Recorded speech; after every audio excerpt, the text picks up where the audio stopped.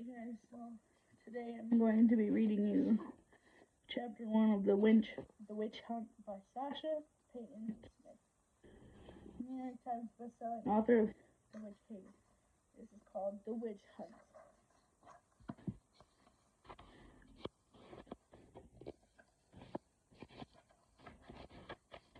Paris, 1913. The Seine was full of life. The teenagers who danced along her banks basked in the twilight of their own wild youth.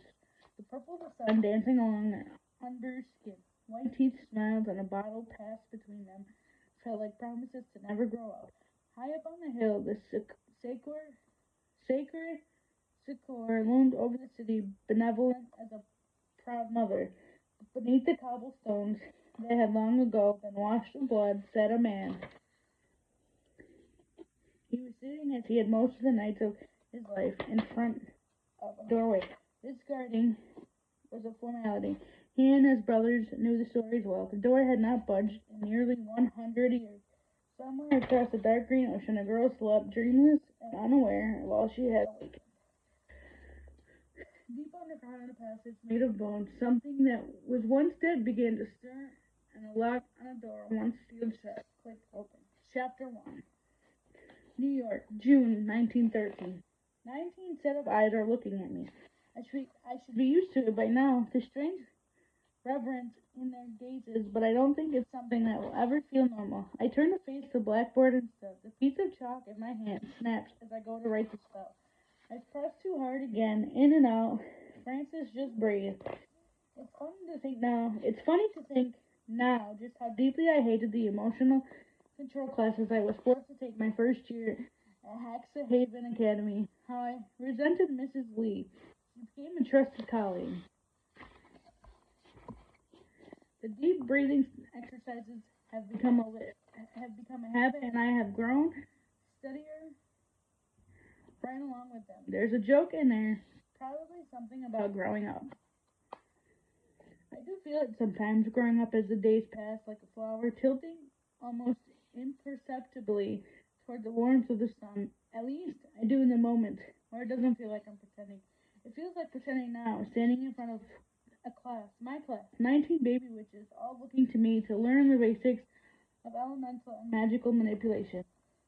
The magic isn't complicated. Simple spells to unlock doors or float something across the room.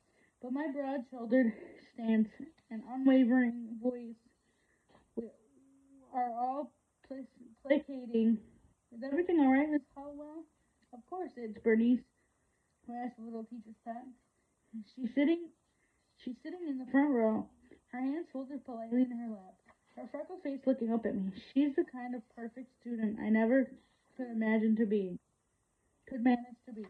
Everything is fine, just lost in thought, and it's Frances, Bernice, please. I'm barely their teacher. Just last year I was sitting in the same seat she was. It's only out of necessity that I'm standing in front of the blackboard now.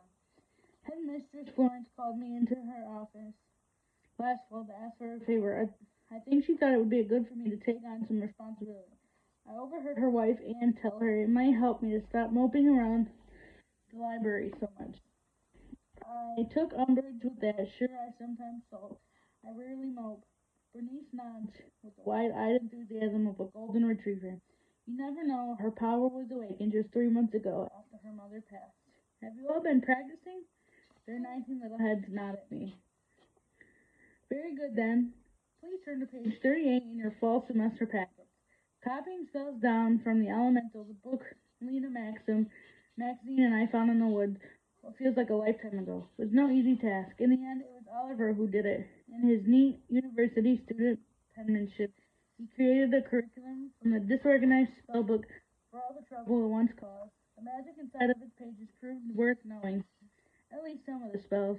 On page 38, my students find, in bullet points and careful diagrams, instructions for how to spark a small blue flame between our thumb and forefinger.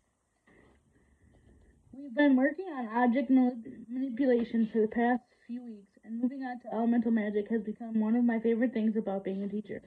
I talked them through the spell, then released them to try it themselves. Bernice furrows her brows. She snaps her fingers over and over again.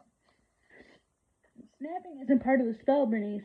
Bess whispers next to her, and the next moment a light pops into being between Bess's fingers. She shouts and stands so quickly she topples over her chair, right into Georgia, who falls directly into Charlotte's lap. The movement bumps Yale's arm, sending her flame colliding with Berta, whose cape immediately catches fire. Yale shrieks and uses a small cup of water I have placed on everyone's desk for this exact reason. Now, no one is any worse for wear except for the hem of poor Berta's cape, which drips sadly onto the floor. Once the chaos has calmed down and all the chairs have been righted, the ruckus starts up again, so as Theo in the back now creates a spark of light and holds it too close to their desk, burning a hole right into the wood.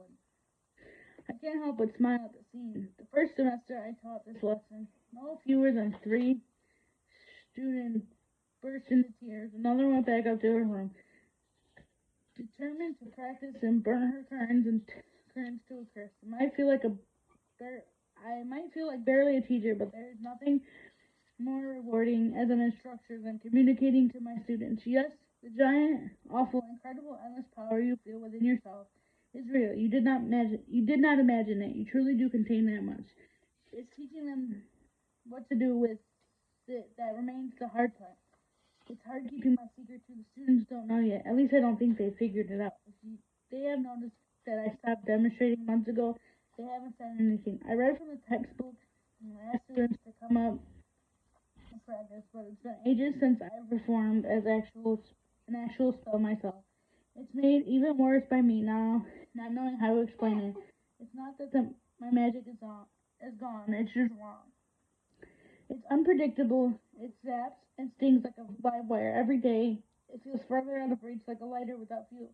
It sparks, but it doesn't catch flame. I can feel it, but I can't make it bend to my will like it used to. It started slowly. My demonstrations in class didn't work right. Or when I tried to close the door while lying in my bed, it would slam instead of gently latch. And noticed too, we were rolling out pie crust in the kitchen together. I tried to float a stick of butter from the butcher block to the ice chest, but halfway across the room it spluttered all over the floor. Maxine magicked a ball of embroidery thread across the sunroom for my latest cross stitch, but I was unable to stop it, and it smacked me directly in the forehead. At first it was embarrassing, now I'm starting to panic. The first few weeks, Florence thought it was nerves. You've been through so much, she said finally as I clutched the steaming tea mug in my hands and cried in her office, but it hasn't gotten any better. In fact, it's getting worse.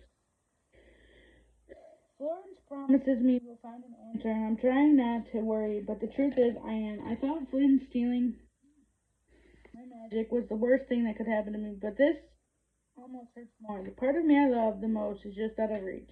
It nags in the back of my mind. Now it's shadowed to the joy I'm witnessing on my students' faces. Florence can't come up with an explanation for what's happening to my power.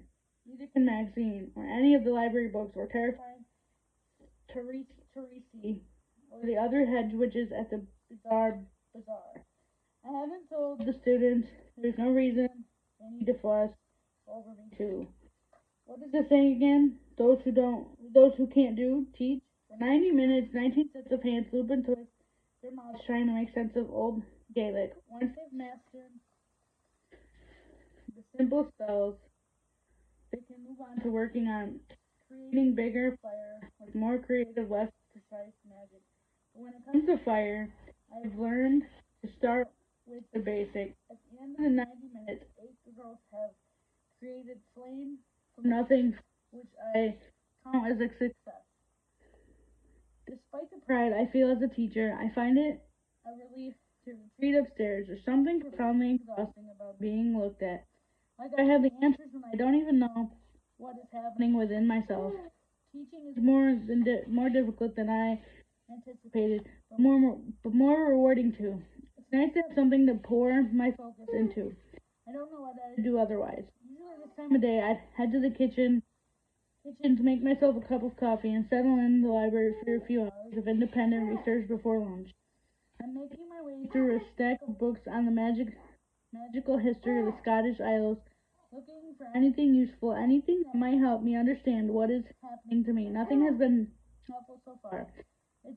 It's like searching for a needle in a haystack without knowing if a needle is in there at all. I find my mother in a solarium where she's taken to tending a particular finicky group of orchid plants after her morning lessons. It was Florence who suggested moving her in after her release from the asylum. After all, she's hardly the first Haven pupil over 40, and her magical education wasn't finished when she ran away with my father at 18. She's still fragile, still. My mother, in all the good and bad ways, but like her orchid, she's begun to bloom. She's in class now, or I'd say goodbye in person. Instead, I slide a note under the door to her room saying I'll miss her and be back before she knows it. I hugged her goodbye at breakfast too, and she hugged me back tight around my middle and told me to have a marvelous time. I heard Maxine before I find her. The swearing coming from behind the door to her room on the second floor. I don't bother knocking. The door is unlocked. I should have known better than to let Maxine wait until the last minute to pack. Lena is going to kill you, I say from the doorway. Maxine glares up at me from the nest she's made of discarded clothing on the floor. She wouldn't dare. She'll be too happy to see me. I sink onto her bed, becoming one with the chaos, and throw a brimless hat at her, aiming for her head.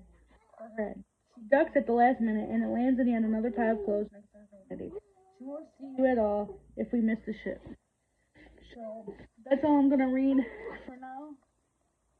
Please like, comment, subscribe, hit that notification bell so you never miss one of my posts, and I'll see you guys in the next one. Bye, guys.